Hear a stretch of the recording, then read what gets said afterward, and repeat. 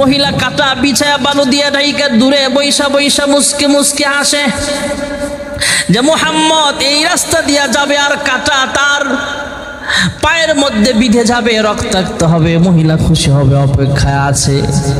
কিন্তু আল্লাহর কুদরাত, আল্লাহর পয়গম্বর যখন বালুতে পা রাখে, বালুর নিচ থেকে শব্দ আসে, জবান আল্লাহ খুলে দিলেন। কাটা ডাক দিয়া কয়, হ্যাঁ আল্লাহর হাবিব, ওগো পয়গম্বর, এখানে পা রাখবেন না, এখানে কাটা আছে। এই বৃদ্ধা মহিলা আপনার পথে কাটা বিছায়া রেখেছে। এইভাবে কাটা তুলে তুলে আল্লাহর হাবিব সামনের দিকে যায়। মহিলা হাসে। অনেক দিন পর্যন্ত এমন করে, কিন্তু হঠাৎ করে একদিন মহিলা সামনে কাটা বিছায় নাই। আল্লাহর হাবিব চিন্তা করলেন, কি ব্যাপার? ওই বৃদ্ধা মহিলা আমার পথের মধ্যে কাটা বিছায়া রাখতো, আজকে কোথায় গেল?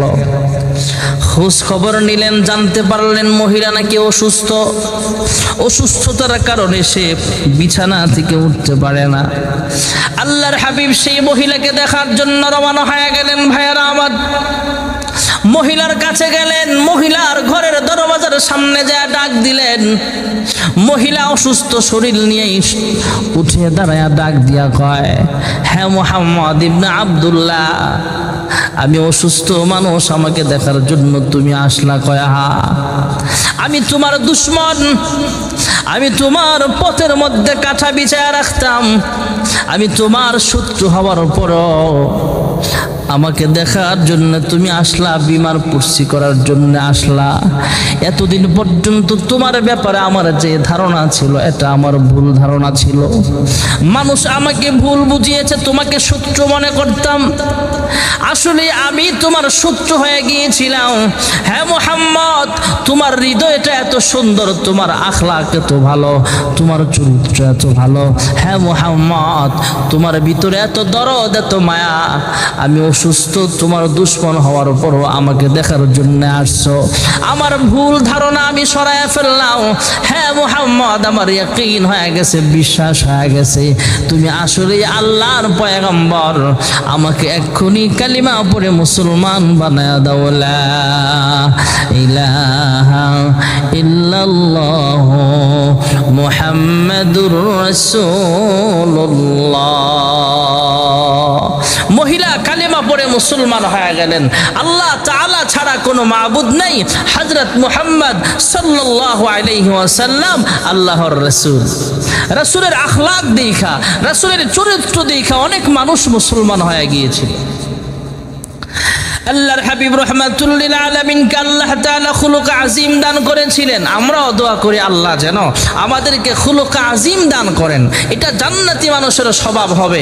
আল্লাহর হাবিব যেই চরিত্রের, জান্নাতি মানুষগুলোকে আল্লাহ তাআলা খুলুক আযীম দান করেন।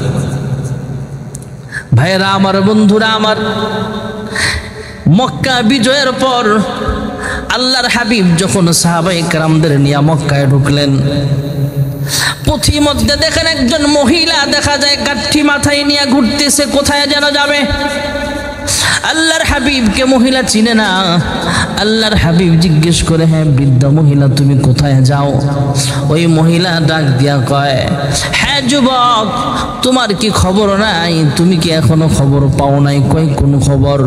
কই মদিনা থেকে আব্দুল্লাহর বেটা মুহাম্মদ হাজার হাজার সৈনিক নিয়ে আসছে মক্কা দখল করার জন্যে। আমাদের জাতি ভাইয়েরা, আমাদের সাথী ভাইয়েরা সবাই পাহাড়ে চলে গেছে, আমার বংশের লোকেরা সবাই। আমি বুড়া মানুষ, গুছায়া নিতে আমার একটু সময় লেগেছে, আমি তাদের সাথে যেতে পারি নাই। ওরা আমাকে একা ফালায়া দিয়া সবাই চলে গেছে। হ্যাঁ যুবক, আমি এখন কষ্ট হলেও সেখানে তাদের কাছে চলে যেতে হবে। মুহাম্মদ যদি পায়, একটা বেঈমানও রাখবে না, তাদেরকে হত্যা করে ফেলবে। আসলেই তো আল্লাহর হাবিব কাউকে হত্যা করার জন্য আসে নাই মক্কায়।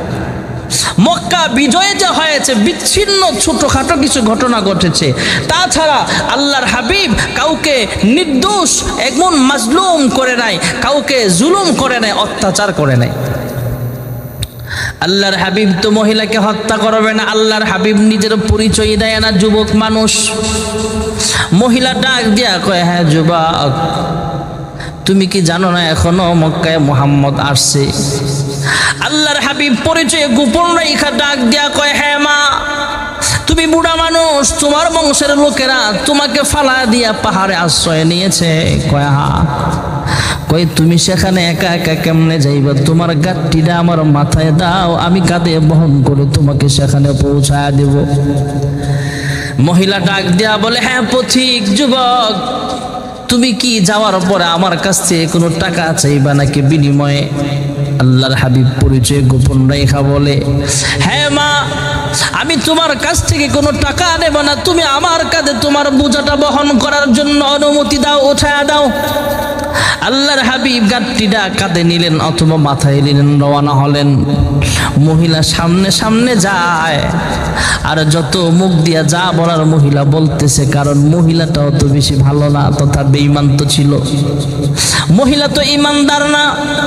মহিলা বলতেছে, মুহাম্মদের কত বড় সাহস, মুহাম্মদকে গালাগালি করতেছে। এই কুটনা মহিলা যখন এইভাবে বলতেছে, বৃদ্ধা মহিলা, এই মহিলা এইভাবে বলতেছে, ভাইয়েরা আবার আল্লাহর হাবিব কিছু বলে না। আল্লাহর হাবিবের কাঁধে মহিলার গাঁটটি দিয়া মহিলা আবার গাঁটটি ছাড়া হাঁটে, আর মুহাম্মদকে যা বলার বলতেছে। মহিলা তো আর জানে না গাঁটটি যে বহন করতেছে এটাই মুহাম্মদ ইবনে আব্দুল্লাহ। পাহাড়ের কাছাকাছি যখন চলে যায়, আশ্রয় কেন্দ্রের কাছাকাছি যখন চলে যায়, পাহাড়ের লোকজন তাকায় বলে, হ্যাঁ মহিলা, একবার মুহাম্মদুর রাসূলুল্লাহর নুরানি চেহারার দিকে তাকায়, আর একবার মহিলার দিকে অবাক দৃষ্টিতে তাকিয়ে আছে। মহিলা ডাক দিয়া বলে, তোমরা এইভাবে তাকায় আছো কেন? এই লোকটা যদি আমাকে সাহায্য না করতো আমি তো এখানে আসতেই পারতাম না, তোমরা কেন আমাকে একা রেখা চলে আসলা? পাহাড়ের লোকজন, বসবাসত লোকজন ডাক দিয়া কয়, হ্যাঁ মহিলা, তুমি কার ভয়ে আসছো? কয় মুহাম্মদের ভয়ে। কয় আমরা যারা মুহাম্মদ ইবনে আব্দুল্লাহর ভয়ে পাহাড়ে আশ্রয় নিলাম, তুমিও যে মুহাম্মদের ভয়ে পাহাড়ে ছুটে চলে আসছো, সেই মুহাম্মদুর রাসূলুল্লাহর কাঁধের উপরে তুমি কিভাবে বোঝা চাপায়া দিলা? কোন সাহসে, কোন সাহসে বোঝা চাপায়া দিলা, গাঁটটি চাপায়া দিলা? মহিলা আবার পাহাড়ের লোকজনের দিকে তাকায়, আরেকবার রাহমাতুল লিল আলামিনের নুরানি চেহারা মোবারকের দিকে তাকায়। মহিলা আবার ডাক দিয়া বলে, হে আমার বংশের লোকেরা, পাহাড়ের লোকেরা, শোনো, তোমরা যদি শান্তি পেতে চাও, দুনিয়া ও পরকালে শান্তি পেতে চাও, যে লোকটা এমন ব্যবহার করতে পারে আমার সাথে, আমার গাঁটটি বহন করে আমাকে পাহাড়ে পৌঁছায় দিল, বিনিময়ে কোনো টাকা নিল না, আমি এত গালাগালি করলাম, কোনো কথা বলে নাই, তোমরা আমাকে যা শোনাইছ মিথ্যা অপবাদ দিয়েছ, এই মানুষটা কোনোদিন মানুষ খুন করতে পারে না, অবশ্যই সে একজন আল্লাহর পয়গম্বর।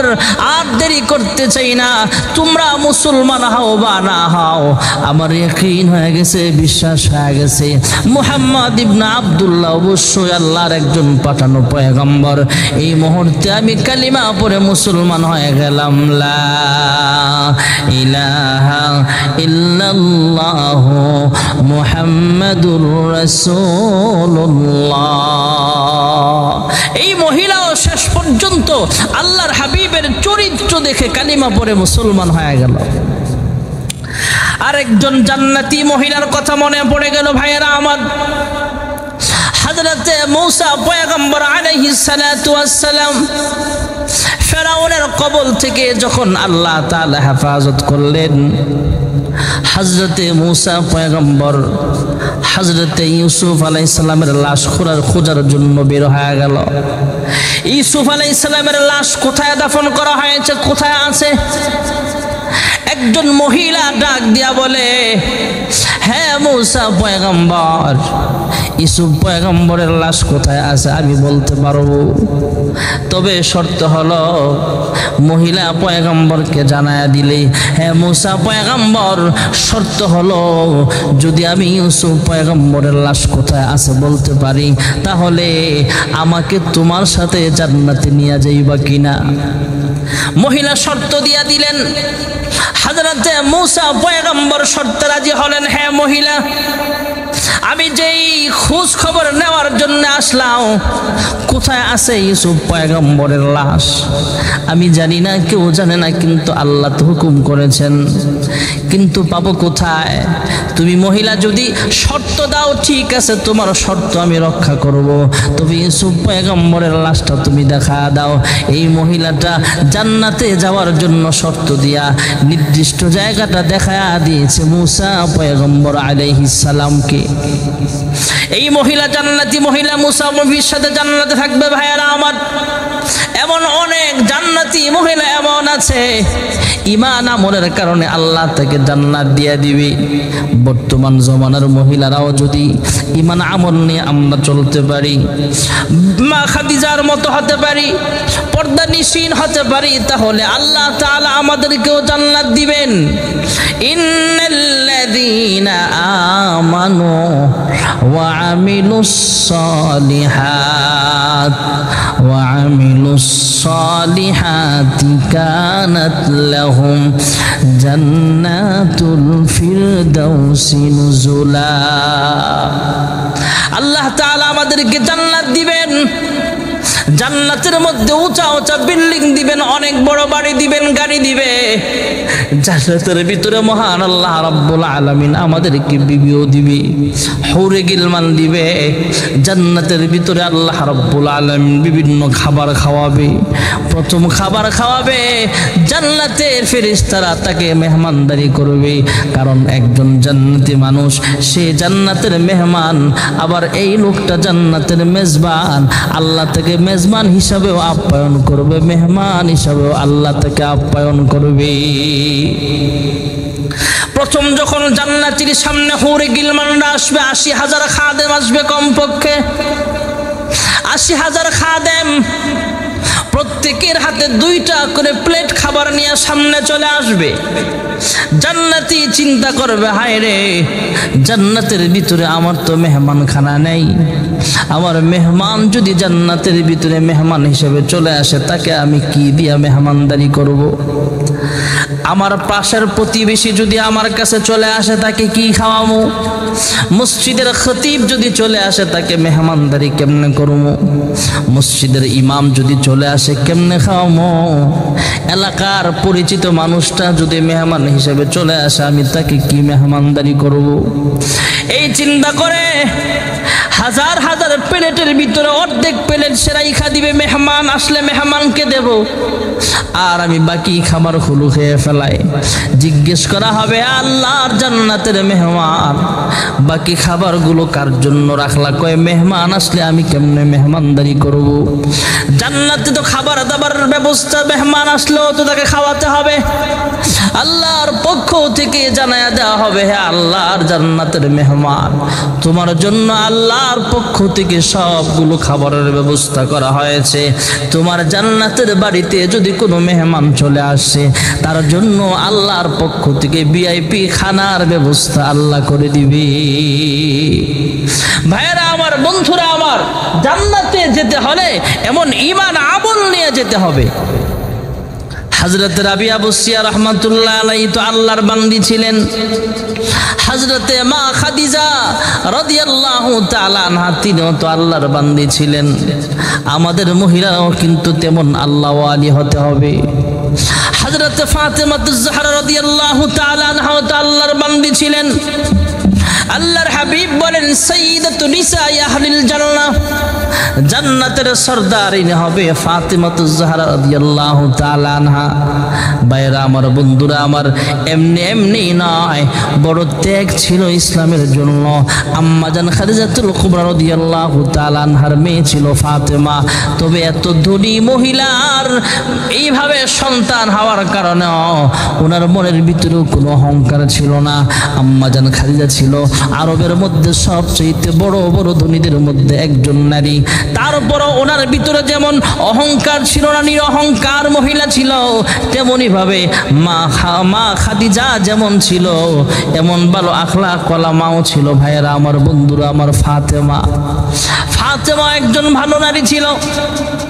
হযরত আলী রাদিয়াল্লাহু আনহু মাঝে মাঝে বলতেন, যাও তোমার আব্বার কাছে যা বলো যখন যেন একটা খাদেমের ব্যবস্থা করে বা খাদেমের ব্যবস্থা করে। কয় কেন? কয় তুমি কাজ করতে করতে তোমার হাত পা গুলো নষ্ট হয়ে গেছে, কষ্ট হয়ে যায়। সারাদিন কাজ করো, কাজ করতে করতে তোমার জামা কাপড়গুলো ধুলাবালিতে নষ্ট হয়ে যায়। হাসান হুসাইনের খেয়াল রাখা, আমার খেয়াল রাখা, তোমার নিজের খেয়াল রাখা কষ্ট হয়ে যায়। যাও যাও। আল্লাহর হাবিব হযরতে ফাতেমাতুজ জাহরা রাদিয়াল্লাহু তাআলা আনহা, আল্লাহর হাবিব রাহমাতুল্লিল আলামিনের কন্যা হওয়া সত্ত্বেও তিনি বাবার কাছে যায় এইভাবে বলতে কষ্ট পাইতো, লজ্জা পাইতো। এত কষ্ট করেছে স্বামীর সংসারে, তারপরও বাবার কাছে কোনো সময় কৈফিয়ত বলে নাই, বিচার দেয় নাই। বর্তমান জমানার নারীরা তো একটু কষ্ট পাইলে বাপের বাড়ি বিচার দেয়। বর্তমান জমানার নারীরা তো একটু কষ্ট পাইলেই প্রতিবাদ করে, কিন্তু হযরতে ফাতেমাতুজ জাহরা রাদিয়াল্লাহু তাআলা আনহা তেমন ছিলেন না। একদিন কি জন্য জানে হালকা রাগ করে স্বামীর বাড়িতে চলে গিয়ে, স্বামীর বাড়ি থেকে তথা হযরত আলীর বাড়ি থেকে রাসূল আকরাম সাল্লাল্লাহু আলাইহি ওয়াসাল্লামের বাড়ি চলে গিয়েছিল। অন্য কোনো বিচারও আলীর ব্যাপারে দেয় নাই। আল্লাহর হাবিব সেদিন তো মুখ দিয়া বলেছিল, হ্যাঁ ফাতেমা, তুমি আমার মেয়েটা, কিন্তু এই পরিচয়ে তুমি জান্নাতে যাওয়া সহজ হবে না। তোমার স্বামী আলী যদি কষ্ট পায় তাহলে তোমার জান্নাতে যাওয়ার বাধা হয়ে যাবে, এটাও জাহান্নামে যাওয়ার কারণ হয়ে যেতে পারে। যদি পরকালে সাজা থেকে, জাহান্নাম থেকে বাঁচতে চাও তাহলে স্বামীর খেদমত করো, কারণ একটা স্ত্রীর জন্য তার স্বামীর খেদমত করা হলো ওয়াজিব। স্বামীর খেদমত করা লাগবে, স্বামীর কথা অনুযায়ী চলা লাগবে, স্বামীর কথা মানতে হবে, এটা তার দায়িত্ব আর কর্তব্য। স্বামীর অবাধ্য হলে কিন্তু জাহান্নামে যাওয়ার কারণ হয়ে যাবে। স্বামীর পায়ের নিচে স্ত্রীর জান্নাত, এটা অনেক মহিলারাই বর্তমান জমানায় বুঝতে চায় না। স্বামীর উপরে জুলুম করে, অত্যাচার করে। এই জন্য মা ফাতেমার মতো জান্নাতে যেতে চাইলে স্বামীর অনুগত্য করা লাগবে। তবে স্বামী যদি আল্লাহর অবাধ্য হয়, তাকে হিকমতের সাথে সুন্দর সুন্দর নসিহত করে তাকে বুঝাতে হবে।